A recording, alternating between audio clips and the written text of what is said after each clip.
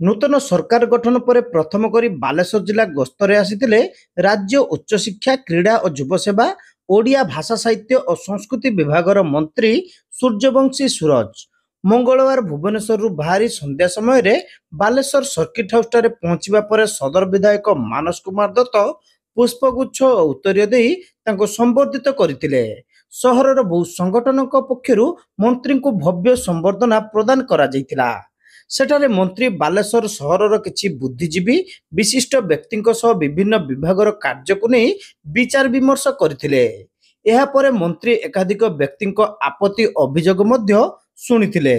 सदर बीजेपी सरकारी medical क्रियानुष्ठान committee Akhil Bharatiya विद्यार्थी परिषद प्रभृति संगठन सहित विभिन्न महाविद्यालय परिचालना कमिटीर कर्मकर्ता मंत्री को पुष्पगुच्छ प्रदान करी संबर्धित करथिले। देखंतु भद्रक जिल्लार व्यक्ति हो पारे किंतु ये अभिभक्त बालेश्वर जिल्लार अंचल तेणु बालेश्वर सहित आमर संपर्क अंगांगी भाव जड़ित एवं ये साहित्य संस्कृति कला परंपरा संपन्न माटी सबुबले संपूर्ण ओडिशा को दिग्दर्शन देइछि।